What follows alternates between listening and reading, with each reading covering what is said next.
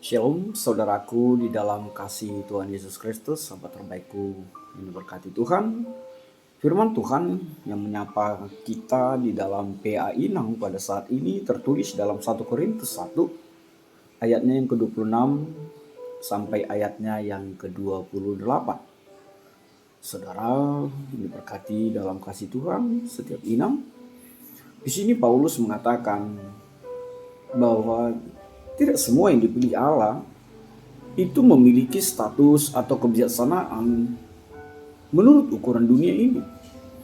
Bahkan Allah memilih yang lemah dan hina agar tidak ada yang bermegah-megah, agar tidak ada yang menyombongkan diri di hadapannya. Di sini kita melihat dan setiap inang diajarkan bahwa yang pertama itu kita semua penting, kita semua berharga. Setiap inang, setiap ibu berharga di mata Tuhan. Termasuk inang yang mendengarkan firman Tuhan pada saat ini. Anda memiliki nilai dan punya peran, bahkan rencana yang indah di dalam Tuhan. Yang kedua, yang mau diajarkan adalah tidak perlu sempurna. Sebab memang kita tidak mungkin sempurna. Kita tidak perlu sempurna bahkan dalam pandangan dunia ini. Atau berlomba-lomba untuk menyenangkan semua orang, sebab itu tidak mungkin. Tapi percayalah, justru ketidaksempurnaan kita itu Tuhan mau pakai kita menjadi alat. Lalu apa yang ketiga? Setiap inang di dalam kehidupanmu, carilah nilai dalam Kristus. Artinya, percayalah bahwa nilai kita itu datang dari hubungan kita dengan Tuhan Yesus. Nilai kita bukan tergantung oleh pandangan orang lain. Yang keempat, setiap inang yang diberkati Tuhan, sahabat terbaikku, gunakanlah kelemahanmu untuk kemuliaan Allah. Sebab apa? Paulus juga mengatakan justru di dalam kelemahan itulah kuasa Tuhan semakin nyata dalam kehidupan kita. Dan dari sini kita melihat bahwa intinya Paulus mau mengatakan kita semua berharga di mata Allah tanpa memandang status atau kelebihan duniawi. Kita bisa memiliki rasa percaya diri dalam Kristus ketika kita mau menggunakan apa yang kita miliki untuk kemuliaan Allah.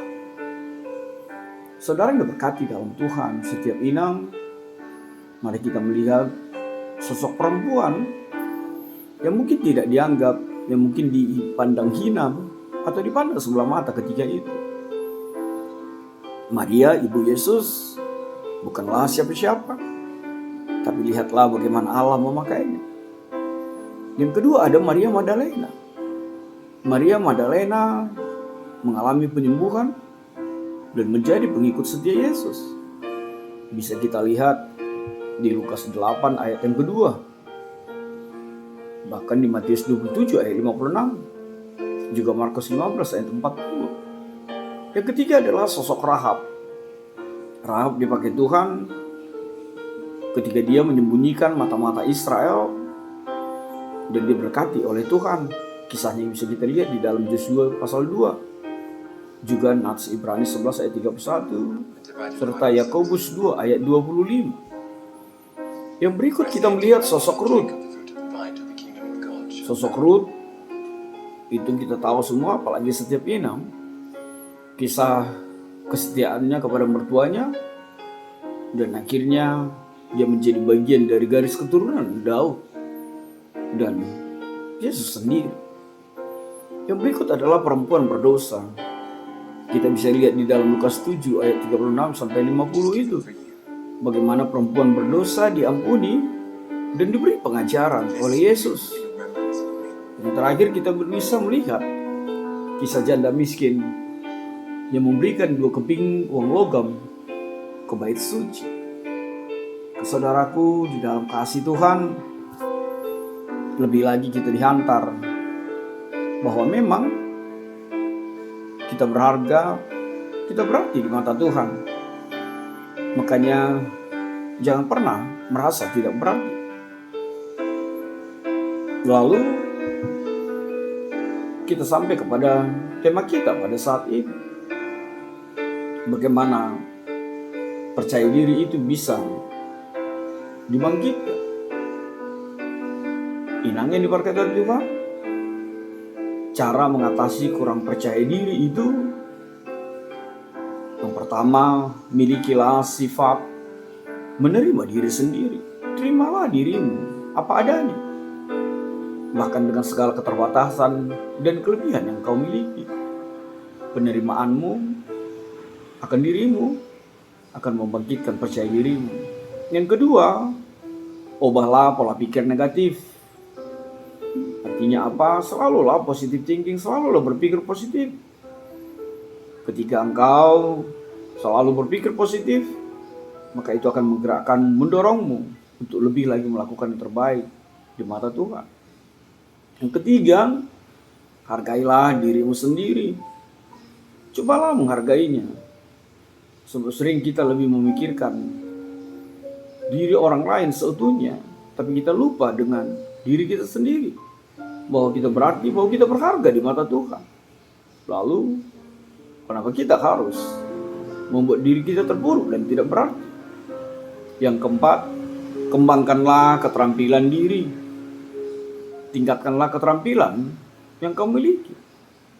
Ya, sesederhana, milikilah manajemen waktu. Jangan suka telat.